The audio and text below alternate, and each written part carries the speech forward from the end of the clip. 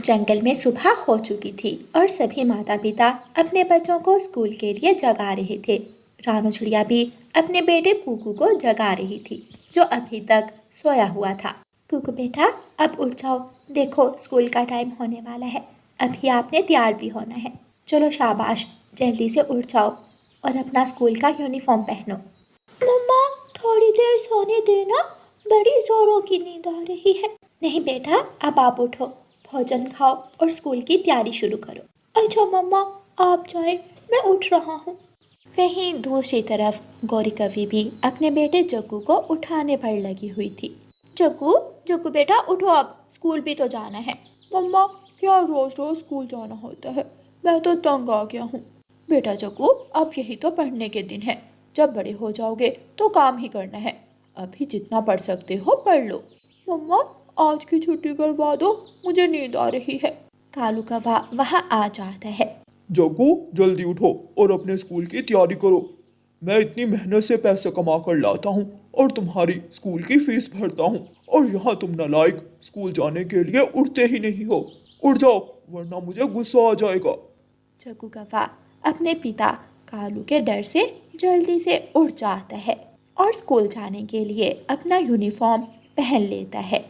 सारे छोटे पक्षी तैयार होते हैं और अपने अपने बैग लेकर स्कूल की तरफ चल पड़ते हैं।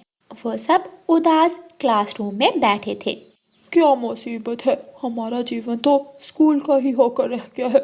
रोजाना उठो, स्कूल के लिए तैयार हो, स्कूल जाओ, घर आकर स्कूल का होमवर्क करो और फिर से अगले दिन स्कूल चले जाओ।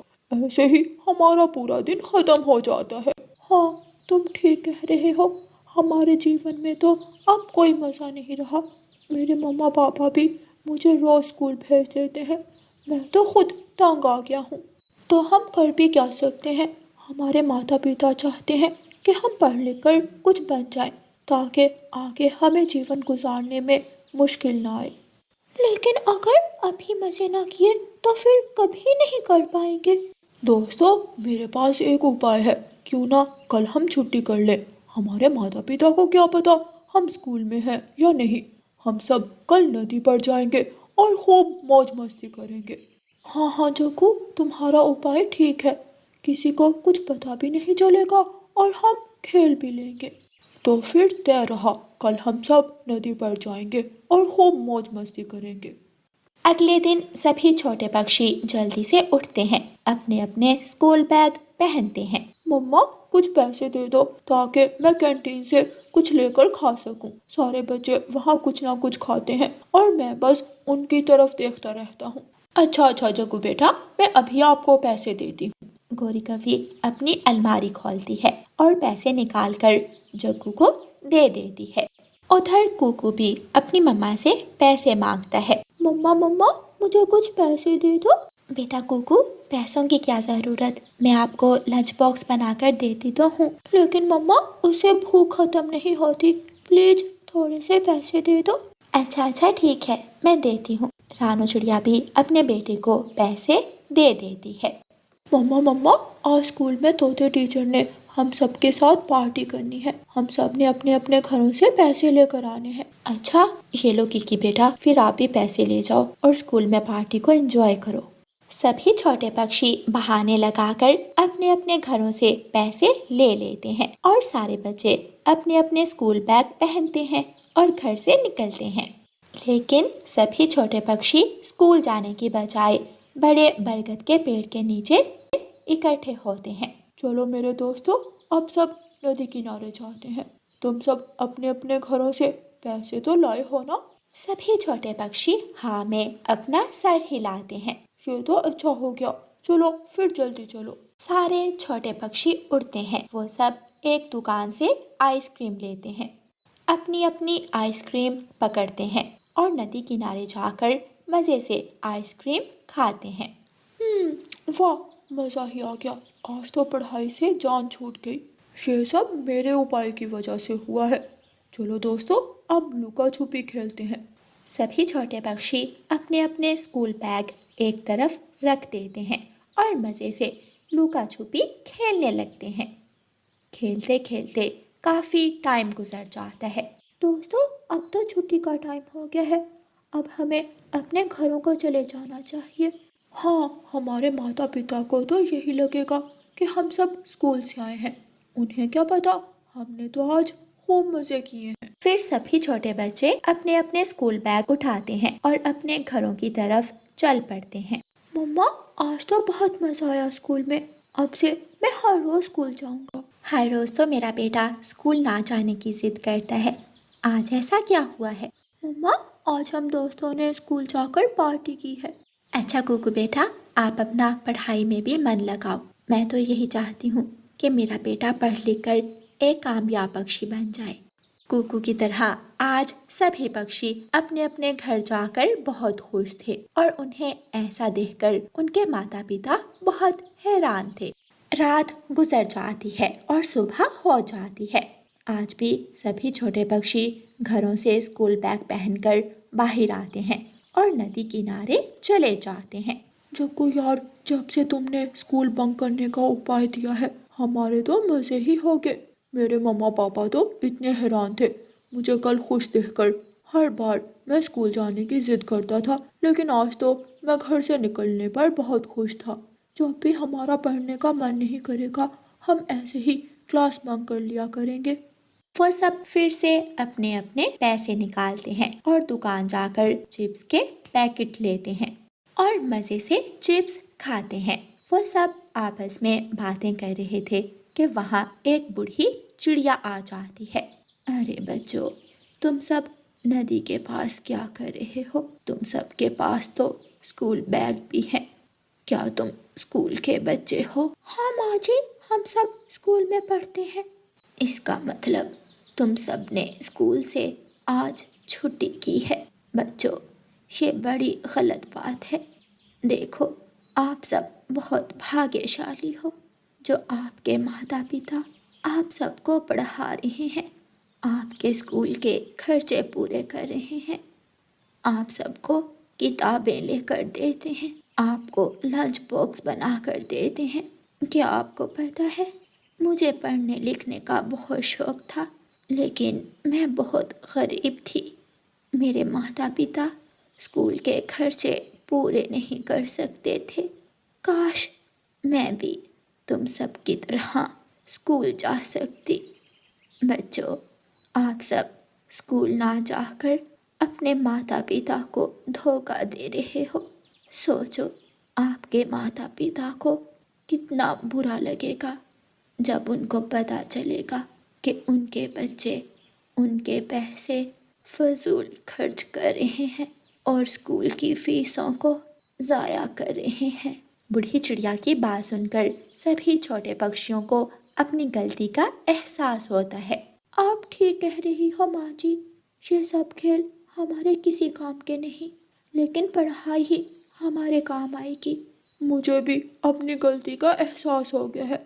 अब मैं हर रोज स्कूल जाऊंगा। फिर सब अपने अपने स्कूल बैग उठाते हैं और स्कूल जाकर अपनी क्लास में पढ़ने लग जाते हैं। प्यारे दोस्तों, इस कहानी को लाइक, अपने दोस्तों के साथ शेयर और चैनल को सब्सक्राइब करना बिल्कुल मत भूलना। आपका धन्यवाद। रानू चिड़िया घर में तैयार होकर बैठी थी।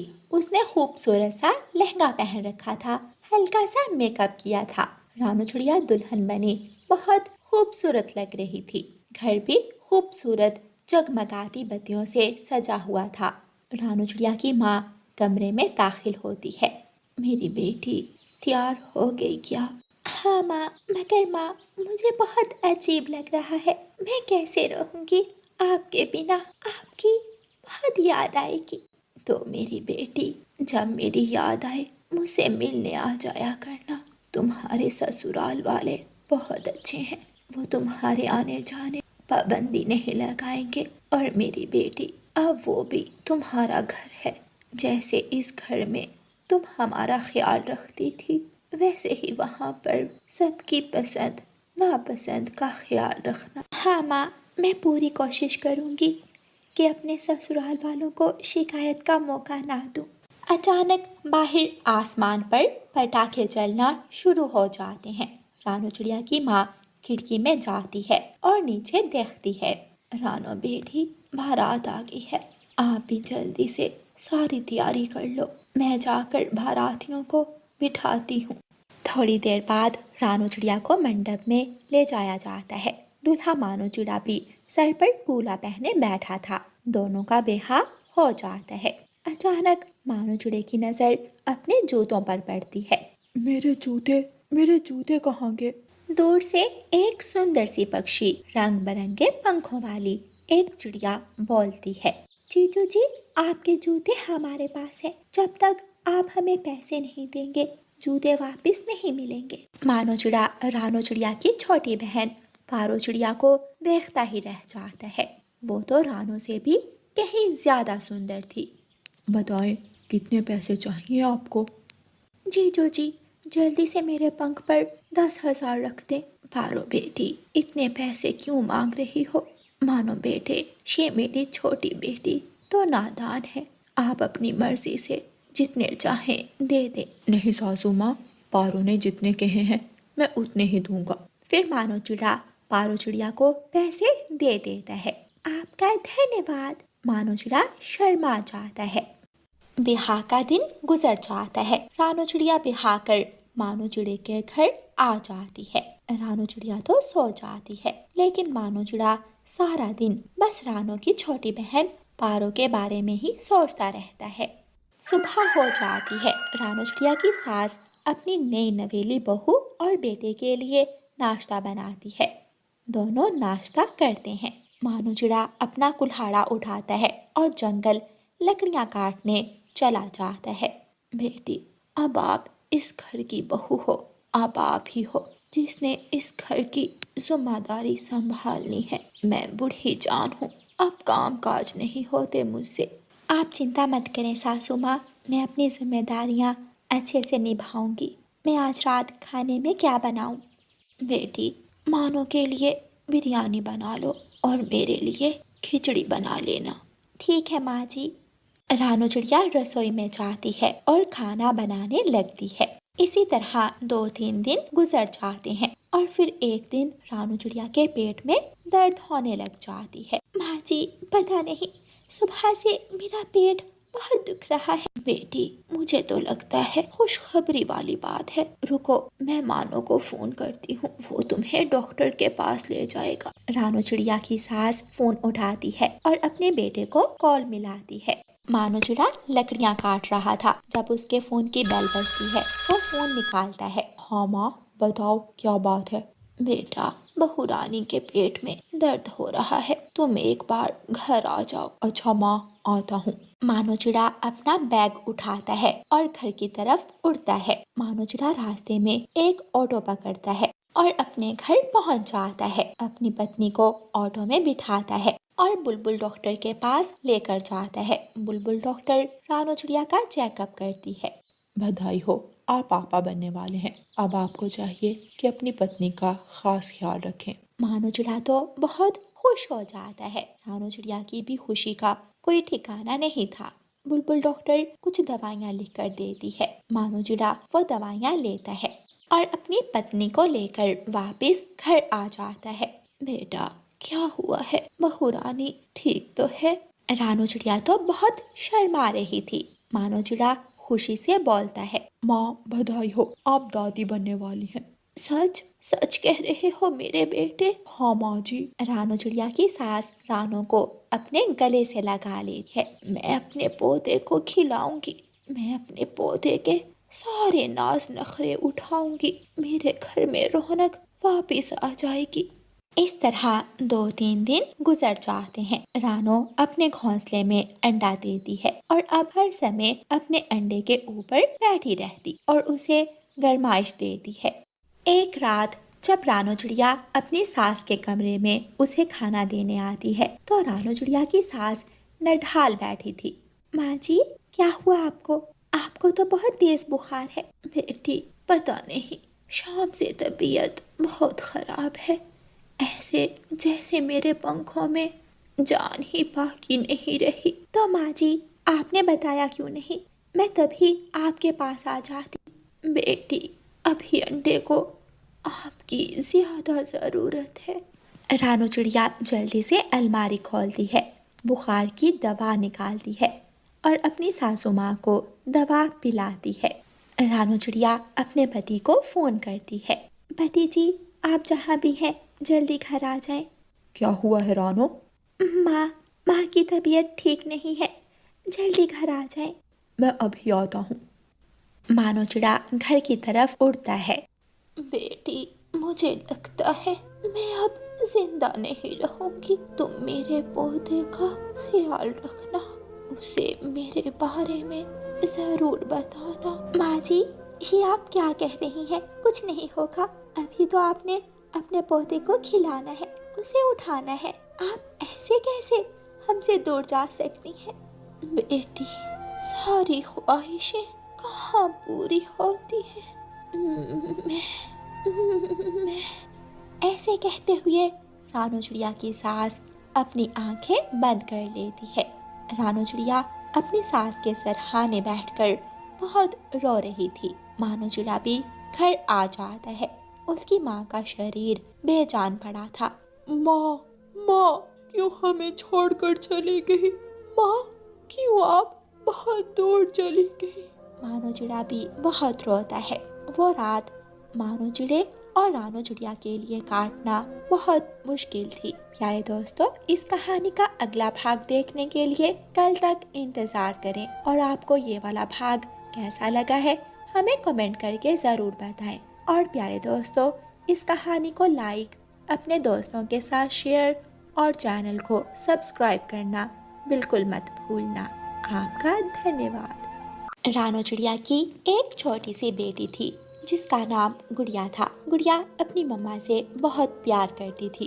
वो सोती भी अपनी मम्मा के साथ थी और खाना भी अपनी मम्मा के हाथ से ही खाती थी। लेकिन कुछ दिनों से मम्मा चिड़िया की तबीयत बहुत ज़्यादा खराब हो गई थी। आज तो मम्मा चिड़िया का शरीर बुखार से तप रहा था। गुड़िया अपनी मम्मा के पास खड़ी रोए जा रही थी। मम्मा, मम्मा, आपको क्या हो गया है?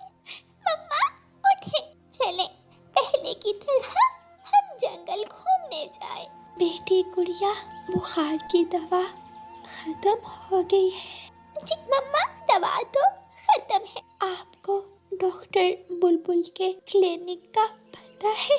हाँ मम्मा, मैं आपके साथ कई बार गई हूँ बुलबुल डॉक्टर के क्लिनिक। मुझे उस रास्ते का अच्छे से पता है। जाओ बेटी, संदूक से पैसे निकालो और जल्दी से मुझे दवा ला दो।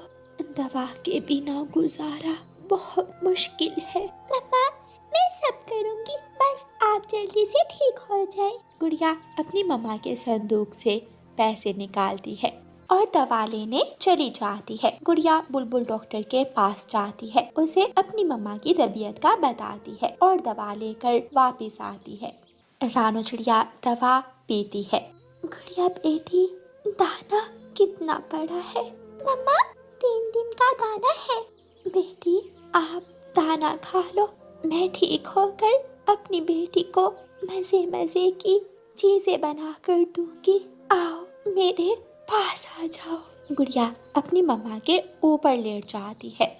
अगले दिन भी रानू चिड़िया की तबीयत खराब ही रहती है। अब तो पंखों ने भी काम करना बंद कर दिया था। गुड़िया बेटी, जाओ जल्दी से मेरा फोन लेकर आओ। गुड़िया फोन लाती है। रानू चिड़िया अपनी सहेली का नंबर मिलाती है और अपनी सहेली लाडो चिड़िया को फोन करती है। हाँ रानो, बताओ कैसी हो तुम?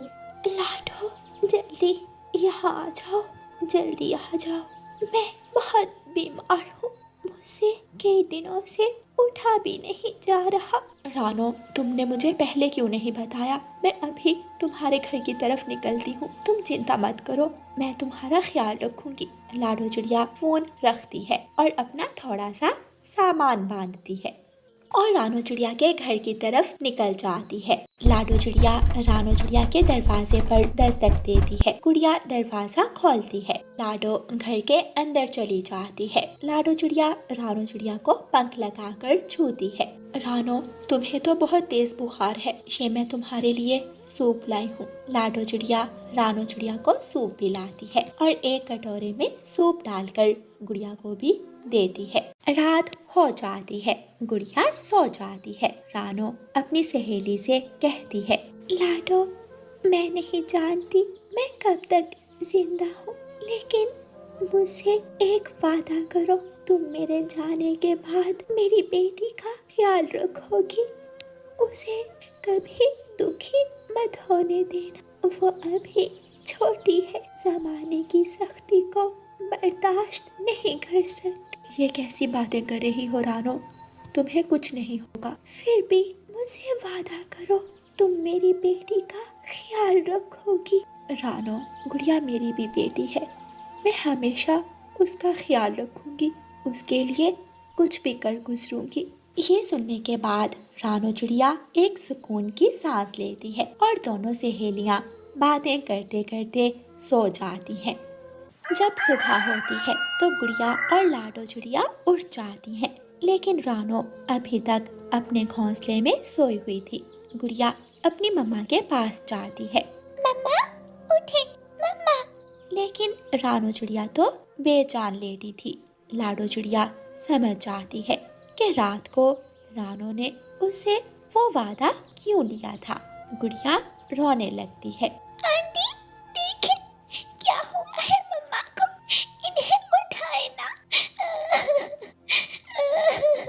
बेटी गुड़िया, अब आपकी मम्मा कभी नहीं उठेंगी, वो बहुत दूर जा चुकी हैं। लाडो चिड़िया अपनी सहेली रानो चिड़िया को फूलों की टोकरी में रखती है और गुड़िया को साथ लेकर नदी पर जाती है और वो फूलों की टोकरी जिसमें रानो चिड़िया थी उसे नदी में बहा देती है। आंटी ये क्या कर रही है, मेरी मम्मा को क्यों जाने दिया, वापस लाए उन्हें, वापस लाए। गुड़िया बेटी, आप मेरे साथ चलें, आज से मैं ही आपकी मम्मा हूँ, मैं आपसे वादा करती हूँ, मैं आपको कभी भी माँ की कमी नहीं होने दूंगी। नहीं जाऊंगी, नहीं जाऊंगी, मेरी एक ही मम्मा है, रानो मम्मा, और कोई भी नहीं, मेरी मम्मा की जगह कोई नहीं ले सकता।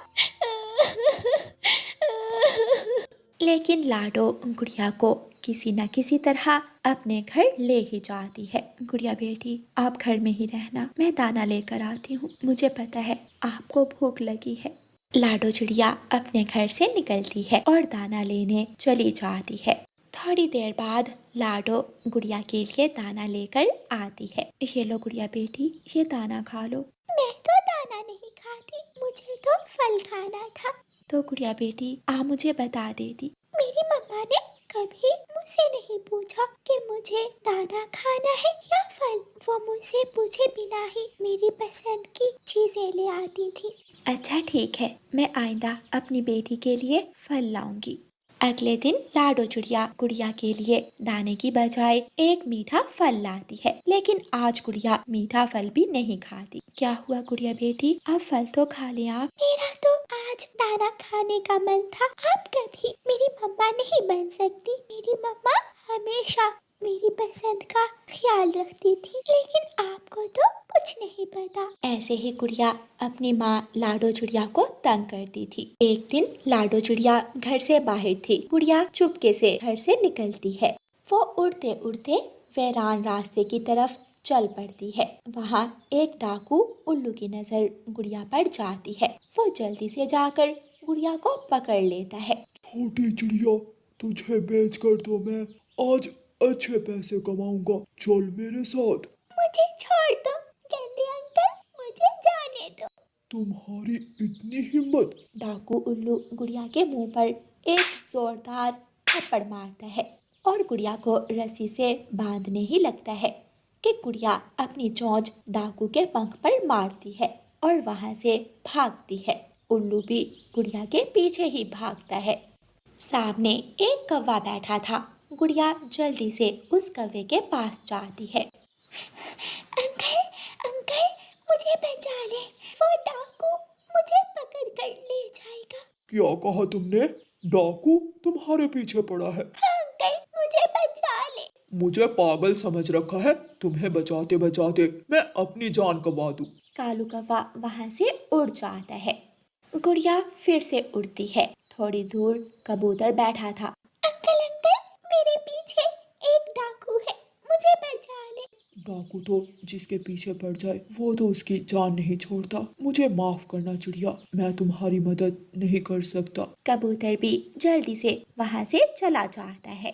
थोड़ा आगे तोता बैठा था, लेकिन वो भी गुड़िया की मदद नहीं करता। डाकू उल्लू गुड़िया को पकड़ लेता है और उसे रस्सी से बांध लेता है। बचाओ, बचाओ, कोई तो मुझे बचाओ। डाकू उल्लू जैसे ही गुड़िया को अपने साथ ले जाने लगता है, लाडो चिड़िया एक बड़ी सी लाठी लेकर आती है और उस डाकू को मारती है। डाकू भी लाडो चिड़िया से लड़ने लगता है। गंदे डाकू, तेरी इतनी हिम्मत, तू मेरी बेटी को हाथ लगाए, तुझे तो मैं छोड़ूंगी नहीं। दोनों की खूब लड़ाई होती है। लाडो चिड़िया लड़ाई के दौरान बहुत ज़्यादा घायल हो जाती है, लेकिन फिर भी वो बहादुरी से लड़ती है। आखिर उल्लू डाकू वहाँ से भाग जाता है। लाडो चिड़िया जल्दी से जाकर गुड़िया की रस्सी खोलती है और उसे गले लगा लेती है। गुड़िया भी रोने लग जाती है। मम्मा, मेरी प्यारी मम्मा, आज आपने साबित कर दिया कि आप मेरे लिए कुछ भी कर सकती हैं। मुझे माफ कर दे मम्मा, मैंने आपको बहुत तंग किया, लेकिन आज मुझे पता चल गया है कि मेरी मम्मा के बाद सिर्फ आप ही हैं जो मेरी खातिर अपनी जान भी दे सकती है।